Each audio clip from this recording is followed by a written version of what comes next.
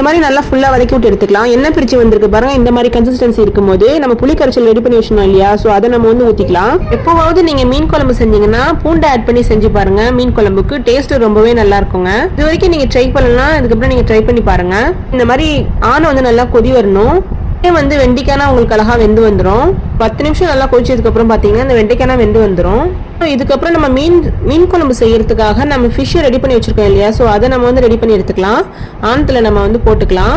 So இந்த மீன் பாத்தீங்கன்னா நம்ம வந்து கம்மியா தான் எடுத்திருக்கோம் ஆணத்துல போறதுக்கு, ஏன்னா பெரிய சைஸ் மீனா இருக்கா. இன்னும் ரொம்ப பெருசா இருக்கிறத மட்டும் 2ஆ கட் பண்ணிட்டு பாக்கி நம்ம ஃப்ரை பண்ண எடுத்துக்கலாம். ஒரு 4 மீன் மட்டும் நான் ஆணத்துல போட்டிருக்கேன். மாதிரி கொஞ்சமா ஃபுல்லா ஆட் பண்ணி விட்டுடலாம். ஒட்டு மாங்காய் இருந்துச்சுனாலும் ஆட் பண்ணி செஞ்சு பாருங்க. ஒட்டு மாங்காய் ஆட் பண்ணி செய்யும் போது மீன் குழம்போட டேஸ்ட் ரொம்ப நல்லா இருக்குங்க. வெண்டைக்காய் வந்துட்டு இருக்கும் போதே முன்னாடியே நீங்க ஆட் பண்ணணும். ஸோ அப்போ வந்து நல்லா இருக்கும். ஒட்டு மாங்காய் ஆட் பண்ணி செஞ்சு பாருங்க. நம்ம ஃபுல்லா மீனையும் ஆட் பண்ணி விட்டுட்டு மூடி போட்டு நம்ம மூடி கொஞ்சம் திறந்திருக்க மாதிரி வச்சு நம்ம வேக வச்சு எடுத்துக்கலாம். இந்த மாதிரி நம்ம காணாங்கழுத்த மீனா வாங்கி செய்யும் போது பாத்தீங்கன்னா ஃப்ரீசர்ல மேல வச்சுட்டு நம்ம வந்து செய்யற அன்னைக்கு எடுத்து செய்வோம்.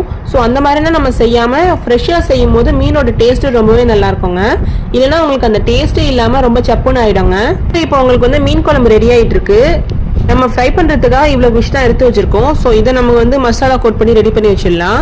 மீட் ஆட் பண்ணதுக்கு அப்புறம் ஸ்டவ் வந்து ரொம்ப சிம்ல வச்சிருந்தேங்க. ஸோ இதை வந்து நம்ம ஒரு 8 நிமிஷம் பக்கம் கொதிக்க வச்சா போதும். மீன் குழம்பு வந்து ரொம்ப அழகா ரெடி ஆயிடுங்க. ஸ்டவ் வந்து ரொம்ப ஹை ஃபிளேம்ல வைக்க கூடாதுங்க. நம்ம ஸ்டவ் ஆஃப் பண்ணி இறக்கியாச்சு. மீன் குழம்பு ரொம்ப அழகா ரெடி ஆயிடுச்சு பாருங்க. லாஸ்டா மேல கறி லீவ்ஸ் ஆட் பண்ணி சர்வ் பண்ணிடலாம். இந்த மீன் குழம்பு நம்ம செஞ்சு 2 மணி நேரம் நம்ம வச்சுட்டு அதுக்கப்புறம் நம்ம சாப்பிடும்போது பாத்தீங்கன்னா இந்த மீன் குழம்போட டேஸ்ட் வந்து ரொம்ப நல்லா இருக்குங்க. எப்போவாவது நீங்க மீன் வாங்குனீங்கன்னா இந்த மாதிரி ட்ரை பண்ணி பாருங்க. நம்ம மீன் குழம்புல ஆட் பண்ண மசாலா எல்லாம் நல்லா செட் ஆகி மசாலா எல்லாம் அந்த மீனோட இறங்கி அந்த மீனோட டேஸ்டும் இன்னும் நல்லா இருக்கும். சில பேர் எல்லாம் மீனை வாங்கி ஃப்ரிட்ஜில் வச்சிருவாங்க. ஸோ அதுக்கப்புறம் வந்து ஒரு 3 நாளோ இல்லை 4 நாளோ கழிச்சு செய்வாங்க.